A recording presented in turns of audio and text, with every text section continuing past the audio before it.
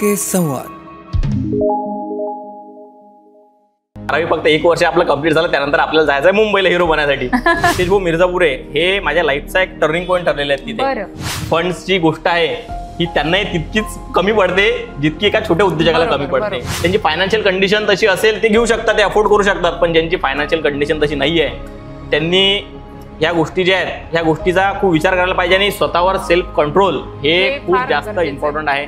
ज्या क्रेडिट कल्चरच्या तुम्ही फार लांब राहा. तुम्ही आज या क्रेडिट कल्चरमध्ये लटकसाल तर तुम्ही आज 10 लाखाची गाडी घेताय, आज 10 लाखाची गाडी तुम्ही 15 वर्षानंतर त्याची व्हॅल्यू जर बघितली तर 15 वर्षानंतर त्याची व्हॅल्यू 0 होऊन जाते. लोन घेताय तर ते 100% तुम्ही घ्या. तुम्ही त्या बिझनेसमध्ये पास व्हा, फेल व्हा, तुम्ही त्या 10 लाखाची 9 लाख करा, 8 लाख करा, 5 लाख करा, मी त्याच्याबद्दल मला काहीच म्हणणं नाही आहे. नमस्कार, सर्व दर्शकांचं हार्दिक स्वागत करते. मी पल्लवी, हटके संवाद विथ पल्लवी या कार्यक्रमामध्ये. खरं तर जेव्हापासून प्रोमो लॉन्च झाला तेव्हापासून बऱ्याच प्रतिक्रिया येत आहेत आमच्या कार्यक्रमाचं शीर्षक बघून. हटके म्हणजे अशा काही व्यक्तिमत्व, असे काही व्यक्तिमत्व की जे आपल्या जीवनात त्यांनी हटके विचार केला आणि एक वेगळं अस्तित्व निर्माण केलं आहे. आपल्या जिल्ह्याच्याही बाहेर असतील अशा व्यक्तिमत्वाला या कार्यक्रमाच्या अंतर्गत आम्ही तुम्हाला भेटवणार आहोत. तर आज पहिल्या भागामध्ये आपल्या कार्यक्रमात ज्यांची मुलाखत मी घेणार आहे आणि तुमच्याशी हितगुज असणार आहे ते आहेत अकोला जिल्ह्यातील दास मोबाईल अँड ॲक्सेसरीजचे संचालक मयूर इंगळे, आणि सोबतच एक इन्फ्लुएन्सर म्हणून त्याची लोकप्रिय ख्याती आहे. तर आपण त्यांच्याशी हितगुज करणार आहोत. हार्दिक स्वागत आहे मयूर दादा. खूप खूप धन्यवाद ताई. कसं वाटतंय, म्हणजे आज बऱ्याच वेळेस आम्ही बघितलं की तुमच्या शॉपमध्ये येणाऱ्या लोकांची तुम्ही बाईट घेतात, परंतु आज तुमची मुलाखत होत आहे, काय कसं फील होत आहे? थोडं नर्वस आहे, कारण ही अशा प्रकारची जी मुलाखत आहे ती पहिल्यांदाच कुणी घेते माझी, तर थोडं नर्वस थोडं आहे. काही हरकत नाही, पण मला एक विचारावंसं वाटेल की मयूर इंगळे एक मराठी मुलगा असून त्यांनी उद्योजक म्हणून एक वेगळं अस्तित्व निर्माण केलं आहे. एकंदर या प्रवासाची सुरुवात कशी झाली? उद्योगाची सुरुवात जी आहे ती आधी काम करण्यापासूनच झाली माझी. तर माझं जे शिक्षण आहे ते 10वीपर्यंत शिक्षण माझं इथे जागृती विद्यालयामध्ये झालेलं आहे. आणि त्यानंतर मग घरच्यांची इच्छा होती की मी इंजिनिअरिंग करावं म्हणून. तर मग त्यांनी मला पॉलिटेक्निकला ॲडमिशन घे असा समजा सल्ला दिला. तर मी पॉलिटेक्निकला अमरावतीला ॲडमिशनसुद्धा घेतली होती. बरं. आणि 6 महिने कॉलेज केलं, पण माझ्या माइंडमध्ये थोडं वेगळं चालू होतं. माझ्या माइंडमध्ये चालू होतं की आपल्याला ॲक्टर बनायचं, नवीन काहीतरी वेगळं करायचं. तर मग मी ते ऑनलाईन नेहमी सर्च करत होतो की ॲक्टिंग स्कूलबद्दल आणि त्यानंतर ॲक्टर्सबद्दल. तर मग असं मी एक इन्स्टिट्यूट बघितलं, इन्स्टिट्यूट ऑफ क्रिएटिव्ह एक्सलन्स, मुंबईचं, जे एकता कपूर रन करते. बरं. तर मी तिथे फॉर्म भरला आणि तिथे माझं सिलेक्शन झालं होतं. तर मग मी ते पॉलिटेक्निक सोडून दिलं अर्ध्या मधातून. बरं. आणि मुंबईला गेलो. तिथे एक 3-1 महिन्याचा ॲक्टिंग डान्सचा या टाईपमध्ये कोर्स राहते. भरपूर फीस घेतात ते. हां. तर तिथे मी ते केलं. आणि त्यानंतर मुंबईतच एक 6-1 महिने मी मुंबईतच होतो, म्हणजे 10वीच्या नंतरच. म्हणजे अगदी 10वी झाल्यानंतर पॉलिटेक्निकला गेले, अर्धवट सोडून मग तुम्ही 6 महिने त्याच वयामध्ये, म्हणजे जवळपास 15 मी मुंबईत होतो तर 15 वर्षाचा होतो आणि एकटा राहत होतो. आणि माझी जी 10वी जी झालेली आहे, माझा जन्म 1997चा आहे आणि माझी 10वी 2012 मध्ये झालेली आहे. बरं. हो, म्हणजे आता तुम्ही त्याचा टाइम पिरियडचं कॅल्क्युलेशन लावून घ्या. 15 वर्षामध्ये माझी जी आहे, नॉर्मली 16 वर्ष 10वी होते, पण माझी 15 वर्षामध्ये 10वी झालेली होती. बरोबर. आणि 6 महिने अमरावतीला गेले आणि बाकीचे 3 महिने मग मुंबईमध्ये. आता ते मुंबईचं स्ट्रगल कसं आहे, आता जे मुंबईत राहून आहेत त्यांना माहीत आहे की बिलकुल सकाळच्या कॉफीपासून दुपारचा वडापाव आणि संध्याकाळचं जेवण, ह्या फक्त 3च गोष्टी इथं जेवणामध्ये भेटतात. म्हणजे भेटतात भरपूर काही, पण शेवटी कसं आहे की एक स्ट्रगलर जे आहे, त्या स्ट्रगलरला सगळं काही जे आहे, खर्च जो आहे तो त्याच्या खिशाला बघून करावा लागते. तर त्या टाईपमध्ये जे आहे ते स्ट्रगल माझं त्या वयातच होतं. एक 15-15.5 वर्ष जेव्हा मी होतो त्या वयातच हे सगळं माझ्या लाईफमध्ये स्ट्रगल होतं. म्हणजे जनरली या वयामध्ये तर आपण पूर्णतः आपल्या फॅमिलीवर डिपेंड असतो. इव्हन म्हणजे दर्शको, बाहेर कुठे जायचं हे आई वडिलांना विचारून जाणे, आणि आपल्या नातेवाईकाकडे एक दिवस जरी राहायचं म्हटलं तरी आई जवळ लागते त्या वयात. आणि त्या वयात तुम्ही अक्षरशः मुंबई गाठून तिथे सगळं लाईफ बघितलं. आणि तिथे समजा आता घरची फायनान्शियल कंडिशन एवढी विशेष नव्हती. मुंबईला राहायचं कुठे, मुंबई तेव्हाही फार एक्सपेन्सिव्ह होती. तर मग मुंबईला एक आमदार निवास मनोरामध्ये, तिथं फ्रीमध्ये राहायला भेटते. सगळे आमदाराचे जे कार्यकर्ते असतात ते इथं राहतात. तर मग आम्ही तिथे राहायचो. मनोरा आमदार निवास होता मुंबईमध्ये. तिथे आम्ही एक 6-7 महिने तिथं राहिलो मी. तर तिथचा सगळा जो काही सर्कल आहे, जो काही समजा जे लोकांचं जे लाईफस्टाईल आहे, जे स्ट्रगल आहे, ते बघून माणूस खूप काही शिकतो. मुंबई एक असं शहर आहे की मुंबईमध्ये तुम्ही जे शिकसाल ते पूर्ण ऑल ओव्हर वर्ल्डमध्ये कुठे नाही शिकसाल. अरे बापरे. मुंबईमध्ये तुम्ही जर समजा एक 6 महिने 7 महिने राहिले, तुम्ही जे मुंबईमध्ये शिकसाल ते कुठे नाही शिकसाल. म्हणूनच मुंबईला स्वप्नाचं शहर असं म्हटलं जाते. आणि मग आम्ही सुद्धा ते स्वप्न घेऊन मुंबईमध्ये गेलो होतो. पण आता कसं आहे की शेवटी आता एवढी मोठी इंडस्ट्री आहे, काही सोपं नाही आहे. स्ट्रगल खूप आहे, खूप मेहनत करावी लागते. आणि त्यानंतर मग त्या गोष्टी झाल्या नंतर एक तिथे सुद्धा मी आणखी काही नवीन काहीतरी शिकायचं. पण तिथे शिकण्यासाठी एक आपल्याला बेसिक 11वी-12वी झालेली असावी किंवा ग्रॅज्युएशन. काही असे कोर्स आहेत ॲक्टिंगचे की जे ग्रॅज्युएशन नंतरच तुम्हाला ॲडमिशन करतात. हां, तर मग त्यासाठी 11वी-12वी करायची, तर मग तिथेच करायची 11वी-12वी. कशामध्ये करायची? मग आर्टमध्ये करायची. मग घरच्याचं म्हणणं होतं की तिथे तू आर्टमध्ये 11वी-12वी केल्यापेक्षा 2 वर्ष घरी राहा, 11वी-12वी इथे कर आणि त्यानंतर पुन्हा जा मुंबईला. बरोबर. तर मग मी 11वी-12वी करायसाठी पुन्हा रिटर्न मुंबईवरून आलो 6 महिन्यानंतर. आणि अकोल्यामध्ये जागृतीतच आर्टला ॲडमिशन घेतली 11वीला. आणि हे करत असताना माझा जो फ्रेंड सर्कल होता त्यामध्ये माझा एक मित्र होता संदीप वानखडे जो माझा मित्र होता, तो या फील्डमध्ये ऑलरेडी काम करत होता. तर मग त्याच्यासोबत राहत असताना की तो एक मोबाईल नोकियाच्या सर्व्हिस सेंटरला काम करत होता. मित्र जवळचा होता, एकदम जवळचा मित्र होता. तर मग आता त्याच्यासोबत राहत असताना इकडे साईड बाय साईड कॉलेज पण चालू होतं आणि त्याच्यासोबत समजा मी तसंच जाऊन बसत होतो त्या सर्व्हिस सेंटरवर किंवा काय काम होते. दिवसभर समजा कॉलेज झाल्यानंतर मी 3-3, 4-4 तास त्या सर्व्हिस सेंटरवर जाऊन बसत होतो. तर त्यानंतर मला त्या कामाबद्दलची, मोबाईल फील्डबद्दलची तिथपासून आवड निर्माण झाली की आपण हे करू शकतो नाही, फक्त आवड निर्माण झाली. त्यामधून काही असं करायचा उद्देश हा बिलकुल नव्हता. नंतर म्हणजे कधीच स्वप्नातही वाटलं नाही की आपण करू. आणि त्यानंतर मग ह्या गोष्टी झाल्या. आणि मग आणखी एक माझ्या मित्राचं शॉप होतं इथे जवाहरनगरमध्येच. शॉप होतं आर्यन मोबाईल म्हणून, किशोर मुंडे नाव आहे त्यांचं. आणि त्यांच्या शॉपमध्ये मी एक सहज तिथे बसायचो, इथे बसायचो. म्हणजे मोबाईलच्या शॉपमध्ये जो सर्कल होता, माझा फ्रेंड सर्कल होता, तो सर्व त्या मोबाईल फील्डशी रिलेटेडच होता. मग त्यांच्या शॉपमध्ये बसायचो जवाहरनगरमध्ये, फ्री ऑफ कॉस्ट बसायचो. तिथे जे काम असेल ते काम करायचो, त्यात काही चार्जेस नाही. ते मग सुद्धा मला असं की लहान भावासारखे बघत होते. आणि तिथे बसल्यानंतर मग तिथे भरपूर कंपनींचे माणसं जे आहेत, ते कंपनीचे सेल्समॅन जे आहेत ते सेल्समॅन येत होते. आणि ते आल्यानंतर मग त्यांच्याशी चर्चा करणार. त्यांना आपला स्वभाव असा आहे की आपण बोलल्यानेच कोणाला एकदम हे करून देतो.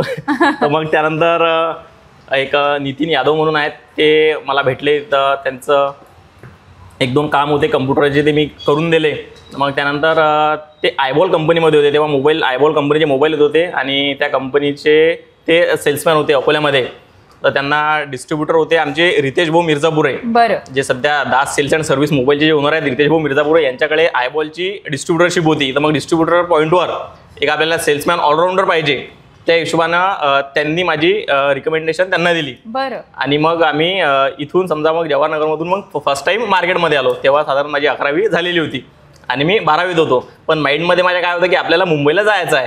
हे 12वी फक्त 1 वर्ष आपलं कंप्लीट झालं, त्यानंतर आपल्याला जायचं आहे मुंबईला हिरो बनण्यासाठी. तर मग तो जो 1 वर्षाचा टाइम पिरियड होता, मग मी जुळलो तिथं पहिल्यांदा मार्केटमध्ये रितेश भाऊ मिर्झापूर यांच्यासोबत. आणि मग तिथे आमचा प्रोडक्ट होता आयबॉल मोबाईल. मग आता त्याचा सेल करणं, पूर्ण एक दुकानामध्ये जाणं, ते प्रमोट करून ते त्यांना देणं, त्यानंतर पैसे कलेक्ट करणं, यासारखे सगळे कामं, बँकिंगचे कामं, यासारखे सगळे कामं त्यामध्ये मी बघत होतो. त्यानंतर मग हे असं चालू राहिलं 1 वर्ष. 1 वर्षानंतर काय झालं की ते जे आमचं शॉप होतं विदर्भ वाईन शॉपच्या समोर गांधी रोडवर, कैलाश मोबाईल नावानं, दास मोबाईल तेव्हा नव्हतं, कैलाश मोबाईल नावानं शॉप होतं. तर तिथे मी हे काम करत होतो. मग त्या जो ओनर होता, शॉपचा जो ओनर होता, कारण रितेश भाऊ तिथे हे होते, भाड्याने होते, जो ओनर होता त्यांनी जे रेंट जे आहे ते अपेक्षेपेक्षा खूप जास्त वाढवलं होतं. म्हणजे एक ते 8x15ची दुकान होती. तर त्यावेळेस तिचा 2013-14 मध्ये रेंट 30-35 हजार रुपये रेंट होता तेव्हाच्या काळात. आणि मग रितेश भाऊने असा कॉन्सेप्ट केला की आपण आता इतकं रेंट भरल्यापेक्षा आपण दुकान बघू, एखादी दुकान विकत घेऊ आणि तिथे आपला व्यवसाय जो आहे तो सुरू करू. मी त्यांच्या आयबॉल म्हणजे त्यांच्या दुकानातच हे डीलरशिप जी होती ती त्यांच्या दुकानातच होती, त्यांच्या दुकानात. हां. आणि मग मी सुद्धा जो आहे तो डीलर पॉईंटवरच होतो. मला डीलरच समजा हे करत होते, सॅलरी करत होते. तेव्हा माझी सॅलरी काही 6-1 हजार रुपये सॅलरी होती. 6-7 हजार रुपयावर समजा शेवटची सॅलरी 7.5 हजार रुपये होती. तर मग हे सगळ्या गोष्टी चालू होत्या. यानंतर मग ते डिस्ट्रीब्युटरशिप जे आहे डिस्ट्रीब्युटरशिपही चालू होती. आणि इकडे मग शॉपचं भाडं वाढलं, मग इकडे शॉप बघायचं होतं. मग दादाने शॉप बघितलं. मग भाड्यानं घेतल्यापेक्षा आपलं स्वतःवर शॉप घ्या. मग शॉप बघितलं. शॉप घेतल्यानंतर मग ते जे शॉप आहे कैलाश मोबाईल, ते कैलाश मोबाईल आता आपल्याला बंद करायचं. मग ते बंद करायचं. मग इकडे या रितेश भाऊ मिर्झापुरे हे माझ्या लाईफचा एक टर्निंग पॉईंट ठरलेले आहेत तिथे. कारण कसं आहे की आता आपण जिथे काम करत आहे, काम केल्यानंतर तुम्ही तुमच्या हाताखाली काम करणाऱ्या माणसाला किती वरपर्यंत स्वतः बघू शकता हे सुद्धा तुमच्यात क्वालिटी पाहिजे. मनाचा मोठेपणा पाहिजे की तुम्ही तुमच्या हाताखाली तो काम करताय, तो तुमचा नोकर आहे, तुम्ही त्याला तुमच्या लेवलवर बसू शकता का, तुमच्यापेक्षा मोठं बघू शकता का, हे तुमच्या स्वतःतली क्वालिटी पाहिजे. ते क्वालिटी त्या माणसात आहे. तर त्यांनी काय कन्सेप्ट केला नवीन, हा कन्सेप्ट पूर्ण मी तर म्हणतो इंडियामध्ये हा कन्सेप्ट कोण तेव्हा केलाच नसेल. शॉप होतं, मोबाईल शॉपमध्ये मोबाईल डिपार्टमेंट वेगळं, ॲक्सेसरीज डिपार्टमेंट वेगळं, रिपेरिंग डिपार्टमेंट वेगळं, यासारखे त्यांनी 3 डिपार्टमेंट पाडले त्यामध्ये. त्यांनी मग एक दुकान त्यांनी विकत घेतलं. आता ते ऑब्व्हियसली फायनान्स केलं होतं ते, आणि त्याचा आम्हाला EMI करायचा होता त्यांना. त्यासाठी त्यांनी काय केलं की ते 3 डिपार्टमेंट त्यामध्ये स्लॉट केले. आणि त्यामध्ये मग त्यांनी जे मोबाईल ॲक्सेसरीजचं डिपार्टमेंट आहे ते त्यांनी तेव्हा मला दिलं. तेव्हा तो 1 वर्षाचा टाइम पिरियड जो आहे तो संपला होता. आणि माझ्या माइंडमध्ये हे होतं की मला आता इथून सोडून जायचं आहे, मला जायचं आहे मुंबईला. म्हणजे तोपर्यंत तोच विचार होता, मुंबईला जायचं ऍक्टर बनायचं, मुंबईला जायचं ऍक्टर बनायचं आहे. तर त्यांनी रितेश भाऊंनी जबरदस्ती की नाही तू मुंबईला नको जाऊ, तू एक काम करू दुकानात थांब आणि जे ॲक्सेसरीचं डिपार्टमेंट आहे ते तू पाय. म्हटलं नाही मी ते पाहत नाही, मला जायचं आहे मुंबईला हिरो बनण्यासाठी. तर त्यांनी जबरदस्ती मला त्या ठिकाणी बसवलं. तू बस इथे, माझ्याकडे 1 रुपयाची फंडिंग नव्हती. आज आपण विचार करतो की आपल्याला नवीन बिझनेस चालू करायचा, आपल्याला फंडिंग लागते. तर त्या पॉईंटला माझ्याकडे 1 रुपयाची सुद्धा फंडिंग नव्हती. पण खूप भरभक्कम सपोर्ट होता रितेश भाऊचा की तू बस, फक्त तू काहीच नको करू, तू फक्त बस तिथं. आज त्यांनी माझ्यात काय तेव्हा बघितलं असेल ते त्यांना माहीत, पण त्यांनी मला जबरदस्ती त्या ठिकाणी बसवलं होतं. मग तो जो आहे ॲक्टर बनायचा थोडा, म्हटलं आपण एक 6-1 महिने हे करून बघू. पण 6-1 महिन्यात असं झालं की जो स्वतः माणूस तो बिझनेस करते तर त्यामध्ये की वेगळी किक असते. जेव्हा आपण 7,000 रुपये महिन्यात काम करणारा जो व्यक्ती आहे तो पहिल्या दिवशी 2-3 रुपये जर कमवत असेल त्याच्यात एक वेगळीच हे आहे, मोटिवेशन मिळते, एक किक मिळते की आता हेच कंटिन्यू करायचं. तर त्यात समजा पहिल्या दिवशी मी 1,000 रुपये पहिल्या दिवशी फर्स्ट प्रॉफिट कमावला होता. तर तेव्हा माझ्यासाठी एवढं मोठी गोष्ट झाली होती ते की मी आज 7,000 रुपये महिन्यात काम करताय आणि मी एका दिवसात 1,000 रुपये कमवू शकतो. ते तेव्हा मला समजलं, स्वतःची ॲबिलिटी तेव्हा जास्त समजली. मग त्यानंतर दुकान आता वेळ जसं जाते कोणतीही गोष्ट इन्स्टंट होत नाही. तुम्हाला जर इन्स्टंट सक्सेस पाहिजे असला तर इन्स्टंट सक्सेस तुम्हाला मिळणारच नाही आहे. 1 वर्ष 2 वर्ष 3 वर्ष यात तुम्हाला सक्सेस मिळणार नाही. सक्सेससाठी डेकेड जातात, 10-10 वर्ष जातात, त्यानंतर तुम्हाला जो आहे तो सक्सेस मिळते. तर ह्या गोष्टी ज्या आहेत ह्या गोष्टी समोर चालत गेल्या. नॉर्मली सगळ्या गोष्टी चालत गेल्या. आम्हाला जागा कमी पडत गेली, आम्ही दुकान वाढवत गेलो आणि जो बिझनेस जो आहे तो ॲटोमॅटिकली तो एक्सपांड होत गेला. एकाचे 2 माणसाने बिझनेस करण्यामागं बिझनेस समजा आपला कसा करायचा याबद्दल जे दादांचं जे आम्ही त्यांच्यासोबत जे काम केलेलं आहे मार्गदर्शन आहे. मार्गदर्शनापेक्षा सोबत काम करताना आपण काय शिकतो. तुम्ही मला किती चांगलं सांगितलं पण ते आत्मसात करणं नाही करणं माझ्या हातचं आहे. पण आपण सोबत काम करत असताना तुमच्याकडून मी बघून काय शिकतो ते खूप जास्त हे आहे, अनुकरण करून काय शिकतो. तर बिझनेस करत असताना लोकांशी व्यवहार कसे ठेवायचे, लोकांशी कसं बोलायचं हे 100% मी त्यांच्यापासून शिकलेलो आहे. म्हणजे त्यात 1% दुसरं बाहेरचं काही नाही आहे.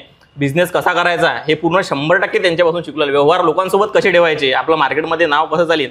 आज आम्ही 10 वर्षापासून अकोला मार्केटमध्ये आहे, पण आम्हाला कोणी हे म्हणणार नाही की दास मोबाईलकडे तुमचे 100 रुपये की 200 रुपये आहेत, कुणी हा माणूस तुम्हाला भेटणार नाही. असं आमचे आज करोडोचे व्यवसायात करोडोचे व्यवहार चालतात, पण असं कुणीच तुम्हाला भेटणार नाहीत. आणि हे ज्या गोष्टी आहेत ह्या मी त्यांच्याकडून शिकलेलो आहे. तर व्यवहार नेहमी लोकांसोबत जे आहे ते व्यवसाय करत असताना हा खूप मोठा एक जबरदस्त फॅक्टर आहे जो तुम्ही सर्वांनी या गोष्टीवर लक्ष केंद्रित केलं पाहिजे की तुमचे जे व्यवहार आहेत हे व्यवहार एकदम क्लिअर ठेवायला पाहिजे. आज आमचे त्यांच्यापासून जे आम्ही शिकलो बरोबर तर ते मग आम्ही समोर गेलो तर त्यात जो मधातला जो टाईम आहे जो आता इंस्टाग्रामवर जे आले त्याच्या मधातला जो टाईम आहे तो आमचा फक्त रेग्युलर जसे बिझनेस करतात त्या बिझनेस करण्यातच आमचा तो टाईम गेलेला आहे. पण आमच्यामध्ये एक होतं की आमच्यामध्ये सातत्य होतं. आज बिझनेस कमी होत आहे तरी तेच आहे, जास्त होत आहे तरी तेच आहे. सातत्य जे आहे ते कधी आम्ही त्या गोष्टीला खंड पडू दिला नाही. सातत्य चालू आहे बिलकुल. तर जे सातत्य जे आहे ते बिलकुल म्हणजे तेव्हापासून तर आतापर्यंत समजा 2014 पासून तर आतापर्यंत जे सातत्य आहे गेल्या 10 वर्षात ते कंटिन्यू तसंच चालत आलेलं आहे. म्हणजे रोज सकाळी दुकानात जाणं, संध्याकाळी दुकानात दिवसभर कस्टमरशी आज जसं बोलतो तेव्हाही तसंच बोलायचो, आजही तसंच बोलतो. ह्या ज्या गोष्टी आहेत ते चालत गेल्या. आणि मग नंतर आता बिझनेस हा जो आहे तो ॲटोमॅटिकली एक्सपांड होत गेला. जर तुमचे समजा आता सगळ्या गोष्टी कन्सेप्ट क्लिअर असतील, बिझनेस कसा करायचा काय करायचा, तर बिझनेस ॲटोमॅटिक एक्सपांड होते. ह्या ज्या गोष्टी आहेत ते पूर्ण ॲटोमॅटिकली सगळ्या होत गेल्यानंतर मग आता नंतर काही दिवसानंतर सेल्स वाढवायचा आपल्याला, त्या अनुषंगाने मग आपण इंस्टाग्राम वगैरे या सर्व गोष्टींवर आलेलो आहे. फोकस केलं. तर अशा प्रकारे जी आहे ती माझी एक शॉर्टची स्टोरी आहे स्कूल लाईफ पासून तर आतापर्यंतची. नाही, आणि हा जो प्रवास आहे हा विलक्षण असा आहे, कारण स्कूल लाईफ मध्ये तसा विचार केल्यानंतर आपण जर बघितलं तर एखाद्या व्यक्तीचं जीवन भरकटू शकतं. कारण तुमच्या आजूबाजूला तशा गोष्टी असतात की तुम्हाला डायव्हर्ट होऊ शकतात, तुम्ही डायव्हर्ट होऊ शकतात, पण तरी सुद्धा त्या वळणातून थांब राहत जाऊन आज एक असं अस्तित्व. त्यासाठी मी माझ्या लाईफमध्ये जे माझे फ्रेंड सर्कल आहेत त्यांना खूप एकदम चांगलं हे मानतो की त्या जो बिघडायचा माणसाचा वेळ असते 15 ते 16 वर्ष, 17 वर्ष, 18 वर्ष हा जो टाइम पिरियड असते, या टाइम पिरियडमध्ये जे मला मित्र भेटले, जे सोबती भेटले ते खूप चांगले होते. म्हणजे त्यांना वाईट सवय नव्हत्या आणि म्हणजे की खूप चांगले होते. त्यानंतर समजा मी सलमान खानचा त्यावेळेस खूप मोठा फॅन होतो, तर तो जो फॅक्टर आहे तो माझ्या लाईफमध्ये इतका लाईफ चेंजिंग फॅक्टर झालेला आहे. सलमान खानची एक मूवी होती वॉन्टेड मूवी. त्या मूवीमध्ये सलमान खानने त्याचे 3 मित्र असतात. त्याचा एक मित्र गुटखा खातो. सलमान खान विचारतो त्याला की तू काय खात आहे? तो म्हणते गुटखा खाता है क्या? सलमान म्हणते गुटखा खाने का इतना शौक है तो एक दोस्त और बना ले, कांदा देने के काम आएगा. तर हा जो त्याचा डायलॉग आहे तो माझ्या माइंडमध्ये इतका फिक्स होता म्हणजे त्या एजमध्ये, त्या 15 वर्षाच्या एजमध्ये तो माझ्या माइंडमध्ये इतका फिक्स होता की माझ्या पण लाईफमध्ये एक समजा आता मी माझ्या गावाला गेलो होतो तेव्हा 3-4 मित्र आता गावाच्या हिशोबाने त्यांनी मला सुद्धा गुटखा ऑफर केला. बरोबर. ऑफर केल्यानंतर माझ्या माइंडमध्ये ती गोष्ट क्लिक होती की सलमान खानने जो डायलॉग मारला होता तो डायलॉग मी त्यांना परत डिलिव्हर केला. हे गुटखा खाने का इतने शौक आहे तो एक दोस्त और बना ले, कांदा देने काम आहे का. म्हणजे आता तुम्ही बघू शकता की पिक्चर मूवीमधून सुद्धा किती माणसाची जे लाईफ आहे ती किती चेंज होऊ शकते किंवा त्यामध्ये किती मोठा इम्पॅक्ट पडू शकते. आज जर मी त्या ठिकाणी तेव्हा गुटखा खाल्ला असता तर मला त्याची 1-2 दिवसांनी काय सवय झाली असती, नाही 1-2 दिवसांनी, महिन्याभराने, 2 महिन्यांनी, वर्षभराने त्या गोष्टीची सवय झाली असती, ऍडिक्ट झालो असतो. हे दात एवढे चांगले दिसत नसते. तर म्हणजे आपण घडत असताना सगळ्या गोष्टी ज्या आहेत आपण काय चांगलं शिकतो त्याच्यातून ते खूप महत्त्वाचं आहे. ते गोष्ट जी आहे गुटखा खाण्याची सलमान खानने जी सांगितली त्या मूवीमध्ये ती गोष्ट आहे ती आजही माझ्या लक्षात आहे. आणि तेव्हा म्हणजे एकदम खूप जास्त त्याचं माइंडमध्ये जास्त प्रभाव होते. आणि जसं की आपले रोल मॉडेल्स असतात, आपण कुठल्या प्रकारचे चित्रपट बघतो आणि त्या चित्रपटातून पण तुम्ही तुमच्या लाईफमध्ये काय घेऊ शकता हेही तितकंच महत्वाचं आहे. चर्चा सुरू आहे, हितगुज सुरू आहे हटके संवाद मध्ये मयूर सोबत. आता एकंदर आपण त्यांचा प्रवास बघितलाय, परंतु नोकरी पण केली आहे मयूरने, सेल्स मार्केटिंग पण केलं आहे. नोकरी ते बिझनेस असा हा प्रवास मयूरचा आहे. आपण नोकरी वर्सेस बिझनेसवर आता बोलूया. तर काय तुमचं सांगणं असेल, कारण हे दोन्ही अनुभव तुम्हाला आलेत. बिलकुल. नोकरी वर्सेस बिझनेस जे आहे हा सध्या एक ट्रेंडिंग फॅक्टर आहे. इंस्टाग्रामवर चालणारा ट्रेंडिंग फॅक्टर आहे. आणि इंस्टाग्रामवर असे कित्येक तुम्हाला इन्फ्लुएन्सर मिळतील जे सांगतील की नोकरी करू नका, नोकरीत काही पडलेलं नाही आहे, बिझनेस करा, धंदा करा. पण या सर्व जे प्रोपगेंडा चाललेला आहे मी याच्या खिलाफ तर नाही आहे, पण याच्यावर मी तुम्हाला 1-2 शब्द सांगतो. कसं आहे की बिझनेस करणं आणि नोकरी करणं यापेक्षा सगळ्यात महत्त्वाचा बेसिक फॅक्टर आहे तुमचं एज्युकेशन कंप्लीट करणं. आणि ते लोकांना तेच इन्फ्लुएन्स करतात की शिकून काय होते, शिकून काय फायदा आहे. शिकून काही फायदा नाही, तुम्ही बिझनेस करा, तुम्ही खूप पैसे कमवाल. आज तुम्ही जर 12वीत तुम्ही जर एक वडापावची गाडी टाकली तर तुम्ही जर दिवसाला समजा 100 वडापाव विकले तर तुम्ही दिवसाला 2000 रुपये कमवू शकता. या प्रकारचे इन्फ्लुएन्स जे आहे ते इंस्टाग्रामवर सध्या चालू आहे. तुम्ही भजे काढले तुम्ही त्याच्यात 1000 रुपये रोज कमवू शकता, महिन्याला 30,000 रुपये कमवू शकता, वर्षाला 3,60,000 रुपये कमवू शकता. यासारखे जे इन्फ्लुएन्स आहे मी त्याच्या खिलाफ आहे. माझं एक ठाम मत आहे की तुम्ही बिझनेस करा, नोकरी करा, पण तुमचं बेसिक एज्युकेशन जे आहे ते बेसिक एज्युकेशन तुम्ही पहिले कंप्लीट करा. जे काही तुमचं ग्रॅज्युएशन आहे ते तुम्ही आधी कंप्लीट करा. त्यामुळे काय होते की जीवनात आपण जगतो कसं, काय समजा समोर समाजात वागताना आपण कसं वागतो त्या गोष्टीचा ते जे गोष्टी आहेत त्या गोष्टी तुम्हाला या एज्युकेशन मधून तुमच्या लाईफमध्ये त्याचा खूप जास्त प्रभाव पडतो. तर ह्या गोष्टी आधी महत्वाच्या आहेत. तुम्हाला बिझनेस करायचा आहे तुम्ही बिझनेस करा, तुम्हाला नोकरी करायची तुम्ही नोकरी करा, पण तुमचं बेसिक एज्युकेशन जे आहे ते बेसिक एज्युकेशन आधी तुम्ही कंप्लीट करा. आणि राहिली गोष्ट समजा आता व्यवसायाची, व्यवसाय वर्सेस नोकरी जे सांगतात, आता जे सांगतात नोकरी, आता नोकरी जे सांगतात 50-60 हजार महिन्याची, मी आज अशा नोकऱ्या बघितल्या जे वर्षाला 1-1.5 करोड सुद्धा पेमेंट करतात. बरोबर. अशा खूप साऱ्या कॉर्पोरेट कंपन्या आहेत जे भरपूर पेमेंट देतात कंपन्यांना. आणि तुमची लायबिलिटी जितकी आहे तितकं तुम्ही त्यामध्ये पेमेंट घेऊ शकता. बरोबर. या पद्धतीने ते आहे. आणि राहिली गोष्ट बिझनेसची, तर बिझनेस आता तुम्हाला बिझनेस जर करायचा आहे, आता तुम्हाला ज्याही क्षेत्रात बिझनेस करायचा आहे त्या क्षेत्रात आधी तुम्ही साधारण किमान 1 तरी वर्ष तुम्ही त्या क्षेत्रात काम करा. तुम्हाला त्याच्याबद्दलचा अनुभव येईल की काय बाय होत आहे, कसं सेल होत आहे आणि त्यामध्ये सर्व जे सप्लाय चेन कशी आहे, त्यानंतर या सगळ्या गोष्टी कशा आहेत हे तुम्ही त्यामध्ये काम केल्याशिवाय तुम्हाला समजूच शकत नाही. तुम्ही आता बिझनेस टाकल्यानंतर मालकाच्या खुर्चीवर येऊन डायरेक्ट बसणं आणि दुकानात झाडू मारण्यापासून तर चहा आणून देण्यापर्यंत ह्या ज्या सगळ्या गोष्टी आहेत, ह्या गोष्टी जेव्हा तुम्ही बेसिकमधून शिकता ना, तेव्हा त्या गोष्टी नंतर तुमच्या फ्युचरमध्ये बिझनेस जो एक्सपांड होतो त्यानंतर त्या गोष्टी खूप जास्त हे वर्क करतात. बरोबर. तर हे जे कल्चर आहे जॉब वर्सेस बिझनेसचं, तर हे जॉब वर्सेस बिझनेस नाही आहे. ज्यांना बिझनेस करायचा आहे ते बिझनेस करा, पण आधी काहीतरी तुम्ही नोकरी करा त्या क्षेत्रात, त्यानंतर तुम्ही तुमचा बिझनेस स्टार्ट करा. आणि बिझनेससुद्धा स्टार्ट केल्यानंतर समजा आता कसं काय आहे ते आम्ही तुम्हाला नंतर समजा समोर सांगणारच आहे. पण बिझनेस वर्सेस नोकरी हे तुम्ही जेव्हा कम्पेअर करत असताल तेव्हा एकदम नोकरी म्हणजे एकदम खराब आहे आणि बिझनेस म्हणजे एकदम चांगला आहे, ह्या गोष्टी कन्सेप्ट तुम्ही तुमच्या माइंडमधून जे आहे ते बिलकुल काढून टाका. नोकरीसुद्धा खूप चांगली आहे आणि बिझनेससुद्धा खूप खराब असू शकतात, हे सुद्धा तितकंच महत्वाचं आहे. म्हणजे ही फॅक्ट आहे. म्हणजे तुम्ही फक्त जे सोशल मीडियावरती सुरू आहे, जे जाळ्यात अडकवणं सुरू आहे असं म्हणायला हरकत नाही, तर त्याच्यात न अडकता त्याच्यातल्या चांगल्या गोष्टी काय आहे त्या ओळखता आलं पाहिजे, याचं सुद्धा तुम्हाला भान असलं पाहिजे. आणि ते ज्ञानार्जन केल्यानंतरच होत असतं. म्हणून एज्युकेशनही तितकंच महत्वाचं आहे. खूप जास्त महत्वाचं आहे दोन्ही पार्टमध्ये. दोन्ही पार्टमध्ये खूप जास्त महत्वाचं आहे एज्युकेशन. असा हटके विचार आला आहे मयूर यांच्यातनं. आपली ही जी अशी मुलाखत आहे आणि चर्चा आहे अशी सुरूच राहणार आहे, परंतु तत्पूर्वी घेऊया एक छोटीशी विश्रांती. पेट्रोलचे वाढले दर, गॅस सिलेंडरच्या वाढल्या किमती, जीवनावश्यक वस्तू असो की कपडे यांचे देखील वाढले दाम. अकोल्यात पहिल्यांदाच इतर टेलिकॉम कंपन्यांपेक्षा स्वस्तात internet broadband connection. RRC network private लिमिटेडद्वारे स्वस्तात इंटरनेट कनेक्शनच्या संधीचा फायदा घ्या आणि बचत करा. निम्म्या पैशात मिळवा internet broadband connection. RRC network private limited.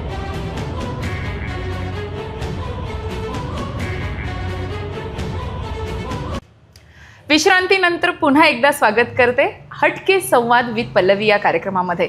आमची जी चर्चा आहे आणि हितगुज आहे ते मयूर सरांसोबत सुरूच आहे. पुढचा प्रश्न मला असा विचारावासा वाटतो की आपण आता नुकतंच नोकरी वर्सेस बिझनेस विषयी बोललायत आणि अगदी परखड मत मांडलंय. आणि यानंतरचा असं येतो की सध्या हल्ली ट्रेंड सुरू आहे सोशल मीडियावर बिझनेस शो ऑफ करण्याचा. तर त्या शो ऑफ करण्याविषयी रियालिटीमध्ये काय असतं याविषयी काय सांगाल जे आपल्याला बघतायत? बिझनेस शो ऑफ करणं ही एक चांगली गोष्ट आहे. म्हणजे बिझनेस काय तो शो ऑफ करणं चांगली गोष्ट आहे, पण असं शो ऑफ करणं की आम्ही बिझनेसमधून आज 20 लाखाची गाडी घेतली, आज आम्ही 1.5 लाखाचा मोबाईल घेतला, हे बिझनेसमधून आम्ही घेतलं, हे शो ऑफ करणं म्हणजे हे इन्फ्लुएन्सही करू शकतात लोकांना, पण ते इन्फ्लुएन्स करणं तितकं गरजेचं नाही वाटत मला. बरं, लोकांना हे इन्फ्लुएन्स करणं की मी या बिझनेसमधून 20 लाखाची गाडी घेतली, 1.5 लाखाचा मोबाईल घेतला, 50 लाखाचा काही घेतलं, ह्या कोणत्या गोष्टी घेतल्या, हे तुम्ही वॉन्ट्स घेतलेले आहेत, जे तुम्ही स्वतःसाठी यूज करत आहेत त्या गोष्टी घेतलेल्या आहेत. कारण बिझनेस करत असताना फंडिंगचा जो पार्ट आहे तो एक छोटा उद्योजक जरी असला आणि खूप मोठा इंडस्ट्रीयल जरी असला तरी ही फंड्सची गोष्ट आहे ही त्यांनाही तितकीच कमी पडते जितकी एका छोट्या उद्योजकाला कमी पडते.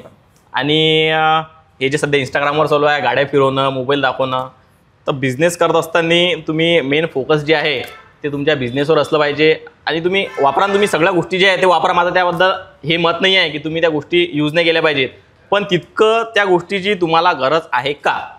एक फॉर एक्झाम्पल, आज तुम्ही एक दुकान घेऊन बसले आहे, कपड्याचं दुकान घेऊन बसले आहेत. महाराष्ट्रामध्ये फार ट्रेंड आहे कपड्याच्या दुकानांचं. एक कपड्याचं दुकान टाकते, एक गाडी घेते, एक आयफोन घेते आणि पूर्ण इंस्टाग्रामवर पूर्ण माहोल, पूर्ण धुरधुराळा. पण आता तुम्ही बिझनेस करत असताना तुम्हाला महत्त्वाचा फॅक्टर काय आहे की बिझनेस करत असताना बिझनेस तुमचा एक्सपांड किती करता येईल तुम्हाला, या गोष्टीकडे तुम्हाला जास्त भर देणं आवश्यक आहे. आज तुम्ही जी गाडी घेतली त्या गाडीची तुम्हाला खरंच गरज आहे का. आज तुम्ही घरून दुकान, दुकानून घर इतकंच तुमचं जर समजा असेल, शेड्यूल असेल, तुम्हाला खरंच त्या 20 लाखाच्या गाडीची गरज आहे का, तुम्हाला खरंच 1.5 लाखाच्या मोबाईलची गरज आहे का. तर ह्या गोष्टी आपण स्वतः बघितल्या पाहिजे की आपल्याला या गोष्टीची गरज आहे का. तुम्ही घ्या ना, तुम्हाला जर गरज असेल, तुम्ही जर रोज जर समजा 30, 40, 50 किलोमीटर दुरून जर येत असाल, तुम्ही तुमचा बिझनेस जो आहे तो दूर असेल, तुमचं घर दूर असेल, तर तुम्ही ते गोष्ट करा. पण अनावश्यक जो खर्च आहे तो खर्च तुम्ही जितका कमी कराल तितकाच तुम्ही तुमच्या बिझनेसमध्ये तुमचे जे पैसे आहेत ते पैसे जास्त टाकाल आणि बिझनेस जो आहे तो जितके तुम्ही फंडिंग टाकाल तितका जास्त एक्सपांड ग्रो करेल. बिलकुल बिलकुल. तर हे जे आहेत म्हणजे या प्रकारे जे इंस्टाग्रामवर दाखवतात ते एक त्यामधून लोकांनी सुद्धा जो आहे तो असा असा इन्फ्लुएन्स नाही घेतला पाहिजे की एक दुकान टाकलं की लगेच मी गाडी घेऊ शकतो की लगेच मी आयफोन घेऊ शकतो. कारण दुकान चालवणं हे खूप म्हणजे जितकं सोपं वाटते तितकं सोपं नाही आहे. तर एकदमच इन्स्टंट तुम्ही त्याच्यामधून सक्सेस नाही मिळू शकत. तुम्हाला खूप त्यामध्ये रेग्युलरिटी, सातत्य लागते, पेशन्स लागतात, भरपूर पेशन्स लागतात. कस्टमर कशा प्रकारचे कस्टमर आपल्याकडे येतात, आपल्याला कशा प्रकारे कस्टमर आपल्याशी बोलतात, कसं आपल्याकडे सर्व्हिस द्यावं लागते कस्टमरला. आता सर्व्हिसच्या बद्दल कसं आहे, या सगळ्या गोष्टी ज्या आहेत ते एकदम इन्स्टंट सक्सेस नाही भेटत. आणि जे क्रेडिट कल्चर आहे, जे क्रेडिट कार्ड कल्चर आहे, मी त्याच्यासुद्धा खूप खिलाफ आहे. क्रेडिट कार्ड जे वापरणं जे आजकाल यूथ आहे की आता गाडी जर 20 लाखाची गाडी जर घेणार आहे कोणी, तर फायनान्सवर घेणार आहे, कॅशमध्ये घेणार आहे. 1.5 लाखाचा मोबाईल घेणार आहे, कॅशमध्ये घेऊ नाही शकत, तो फायनान्सवरच घेते. आमचा मोबाईलचा बिझनेस आहे आणि आम्ही रोज मोबाईल विकतो, तरी सुद्धा मी तुम्हाला एक प्रकाराने सांगत आहे की मी या गोष्टीच्या खिलाफ आहे. आणि जे सध्या बघत आहेत, जे समजा आता जे यूथ, जे यंग मुलं जे या गोष्टी ह्या इंटरव्ह्यू बघत आहेत, त्यांना मी सांगत आहे की या क्रेडिट कल्चरच्या तुम्ही फार लांब राहा. तुम्ही आज या क्रेडिट कल्चरमध्ये लटकसाल तर आज तुम्हाला त्या गोष्टी चांगल्या वाटतील 1 वर्ष 2 वर्ष, पण एक 5 वर्ष 10 वर्षानंतर तुम्ही त्या जाळ्यात जेव्हा गुंतून जासाल तेव्हा त्यातून बाहेर निघणे तुमच्यासाठी फार कठीण राहील. बरोबर. कारण की हे खूप भयानक आहे. आणि हा जो क्रेडिटचा जो बिझनेस आहे ना, हा एवढा डेंजर आहे की आता मी तुम्हाला एक गोष्ट सांगत आहे की क्रेडिट कल्चर खूप खराब आहे आणि तुम्ही यामध्ये फसू नका. शोअपच्या नादात तुम्ही EMI वर वस्तू घेऊ नका, हे मी तुम्हाला आता सांगत आहे. पण आता समजा मी ॲज एक इन्व्हेस्टर म्हणून मी मार्केटमध्ये काय विजन ठेवून समजा इन्व्हेस्टमेंट करतो की माझं सध्या काय समजा हे विजन आहे की इंडियामध्ये सगळ्या काही गोष्टी ज्या आहेत ते लोक फायनान्सवरच घेतात. आज आपण दोघांनी किती लोकांना इन्फ्लुएन्स करायचा प्रयत्न केला तरी लोक जे आहेत ते गोष्टी फायनान्सवरच घेतील. तुम्ही फायनान्सवर गोष्टी घ्या. तुम्हाला जर समजा बिझनेससाठी फंड लागत असेल, त्या फंडमधून तुम्ही जर आणखी काही समजा फंड तो वाढू शकता. आज तुम्ही 10 लाखाचं लोन घेतलं बिझनेससाठी आणि त्या 10 लाखाची तुम्ही जर 15 लाख करत असाल तर ते तुम्ही लोन 100% घ्यायलाच पाहिजे. तुम्ही 10चे 9 केले तरी ते तुम्ही लोन घ्यायला पाहिजे. पण जर तुम्ही असं लोन घेताय की मी आज 10 लाखाची गाडी घेताय, आज 10 लाखाची गाडी तुम्ही 15 वर्षानंतर त्याची व्हॅल्यू जर बघितली तर 15 वर्षानंतर त्याची व्हॅल्यू 0 होऊन जाते. बरोबर. कारण गव्हर्नमेंटच अप्रूव्ह करत नाही ना 15 वर्षानंतर. कोणत्याही गाडीची जे हे आहे लाईफ आहे ते फक्त 15 वर्षाचं आहे. जर तुम्ही बिझनेससाठी फंड घेताय, लोन घेताय तर ते 100% तुम्ही घ्या. तुम्ही त्या बिझनेसमध्ये पास व्हा, फेल व्हा, तुम्ही त्या 10 लाखाची 9 लाख करा, 8 लाख करा, 5 लाख करा, मी त्याच्याबद्दल मला काहीच म्हणणं नाही आहे. पण तुम्ही जर अशा गोष्टीसाठी जर लोन घेताय तर ह्या गोष्टी फार समोर भविष्यात तुम्हाला खूप भारी जातील. आणि आता मी तेच सांगत आहे की जे समजा माझं विजन आहे की इंडियामध्ये खूप लोक क्रेडिटवरच सगळ्या गोष्टी घेतात. आणि मला जर काही इन्व्हेस्टमेंट करायची असेल तर मी त्या फायनान्स सेक्टरमध्ये जास्त इन्व्हेस्टमेंट सध्या करतो. आणि सध्या जर माझी जर इन्व्हेस्टमेंट तुम्ही बघितली तर जास्तीत जास्त फायनान्स सेक्टरमध्ये आहे. कारण मला माहिती आहे भविष्यात आज लोक जे आहे ते फायनान्सवरच घेणार आहेत सगळं काही. तर जे आहे मी फायनान्स सेक्टरमध्ये, बँकिंग सेक्टरमध्ये जर मी सध्या इन्व्हेस्ट करत आहे तर मी आजपासून 10 वर्षानंतर 20 वर्षानंतर त्यामध्ये मला खूप चांगल्या प्रकारे जर समजा जे रिटर्न्स जे आहेत तितके चांगले भेटतील की बिलकुल काहीच विचारू नका तुम्ही त्याच्यात. तर अशा प्रकारे हे जे गोष्टी आहेत क्रेडिट कार्ड्सच्या किंवा EMI वर तुम्ही शॉपसाठी ज्या गोष्टी घेता त्या गोष्टी घेणं तुम्ही कमी करा.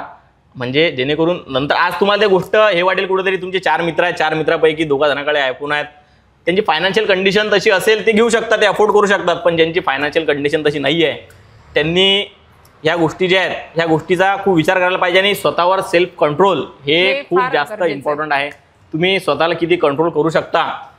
कारण कसं आहे की जर तुम्ही तुमचा माइंड कंट्रोल करू शकता तरच तुम्ही तुमचे पैसे जे आहेत ते कंट्रोल करू शकता. अन्यथा तुम्ही तुमचे पैसे कंट्रोल करू शकत नाही. तुमच्याकडे करोडो रुपये जरी असले, तुम्ही तुमचा जर माइंड जर कंट्रोल करू शकत नसले ते 0 होतील. आणि तुमच्याकडे जर 0 असते तुम्ही तुमचा माइंड कंट्रोल करू शकत असले तर तुमचे 0चे करोड कधी बनतील हे तुम्हाला सुद्धा कळणार नाही. आणि खूप चांगलं याच्यातनं आणखी एक विचार हटके बाहेर आलेला आहे की तुमच्या जीवनात तुम्ही 0 पासून करोडपर्यंत जाऊ शकता, परंतु त्यासाठी सगळ्यात महत्त्वाचं आहे दर्शक हो तुमच्या माइंडवर कंट्रोल असणं. म्हणजेच माइंडवर कंट्रोल असेल तर तुमच्या खर्चावरही कंट्रोल हा राहू शकतो आणि त्याच्यातनं तुम्ही ग्रो करू शकता. आणि इतक्या सगळ्या गोष्टी सांगत असताना नक्कीच एक वेगळं अस्तित्व निर्माण करत असताना काही आव्हानं आणि अडचणी आल्या असतील, त्याच्यामध्ये मयूरची भूमिका काय राहिली आहे नेहमी?